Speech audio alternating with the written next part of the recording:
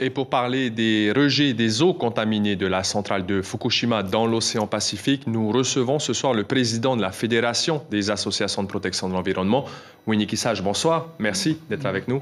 Bonsoir et merci pour cette rencontre. Est-ce que par rapport justement à ce rejet des eaux usées de Fukushima dans l'océan Pacifique, vous rejoignez l'avis du président de l'association 193, le risque zéro n'existe pas? Oui, on est inquiet, évidemment. On est inquiet en voyant tous ces pays qui sont autour du Japon, limitrophes, la Chine, la Corée, Singapour, qui, eux, sont contre ce rejet, effectivement. On a effectivement dans notre pays aussi beaucoup entendu des rapports d'experts qui, des années après, se sont révélés pas tout à fait justes par rapport à la nocivité des bombes nucléaires qu'on a eues chez nous. Donc aujourd'hui, je pense que c'est de la responsabilité, là je rejoins vraiment Jacques Briand, c'est de la responsabilité du pays, c'est de la responsabilité de l'État, de nous garantir que l'on est en sécurité, de nous garantir qu'effectivement, ce qui se passe à Fukushima est tout à fait normal et ne va pas produire des effets néfastes pour nous. Pas de réaction contre justement ces rejets de la part de la France, ça vous étonne ou non?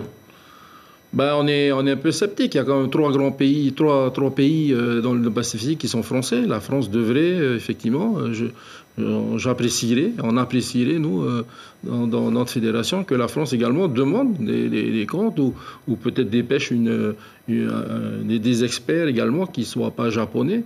Les pays qui sont à côté ont également des experts. La propre population du Japon sont inquiets, certains et tout autour. Il y aura un impact vraisemblablement. On l'a vu un petit peu plus tôt, ce sujet sur les voitures électriques en Polynésie, c'est un secteur qui sera amené à se développer. En 2035, l'Europe va interdire la production des moteurs thermiques. Est-ce qu'en Polynésie, le secteur n'est pas assez développé ou pas assez soutenu selon vous? Oui, il n'est peut-être pas assez développé, alors qu'on est un pays qui pourrait être presque à 100%, j'exagère certainement, puisqu'on a besoin de moteurs thermiques encore, mais on ne fait pas de longue distance. On a un pays qui serait adapté complètement à l'énergie électrique pour les voitures. Mais avoir des voitures électriques, il faut aller au-delà de ça, c'est-à-dire que charger sa voiture avec de l'électricité qui vient du fioul, qui a été fabriqué par du fioul, n'a pas de sens. Ça a du sens si vous avez des panneaux solaires et si vous rechargez vos véhicules avec des panneaux solaires. Donc peut-être que c'est au niveau des entreprises qu'il faut faire des efforts. Peut-être que les entreprises qui ont des grandes flottes de voitures, etc., qu'elles aient aussi des garages avec des panneaux solaires.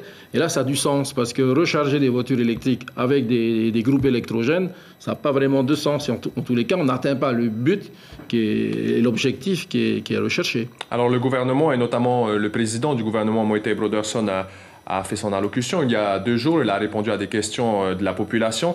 Sur les questions environnementales, est-ce qu'il y a des mesures qui vous ont marqué ou pas du tout? Vous attendez plus? On attend plus, effectivement. On a eu la chance de rencontrer dernièrement la ministre de l'Environnement qui nous a assuré que bientôt une feuille de route va être tracée. Donc oui, et d'ailleurs pendant la campagne, on a envoyé un courrier à tous les partis. Certains nous ont répondu. On a eu la chance de rencontrer notre président actuel qui on a abordé plusieurs sujets. Et donc on attend effectivement avec impatience maintenant la mise en œuvre de ce qui a été annoncé. Et je pense qu'aujourd'hui, ils ont tous les moyens, tous les leviers, que ce soit à l'Assemblée, que ce soit côté députés, etc. On dit que les caisses sont pleines. Donc on attend des mesures très fortes de préservation, de protection, de préparation également au changement climatique. Et aussi ce qui est essentiel, je pense, c'est la survie alimentaire et faire en sorte que notre développement soit un développement durable avec une vraie économie qui est respectueuse de l'environnement. Merci en tout cas pour ces réactions. Winnie Kissage, président de la Fédération des associations de protection de l'environnement. On retiendra que vous attendez plus du gouvernement et que vous restez sceptique par rapport au rejet des eaux usées du Japon dans l'océan Pacifique. Merci. Marou. L'information en continu sur Polynésie la première, Internet et réseaux sociaux.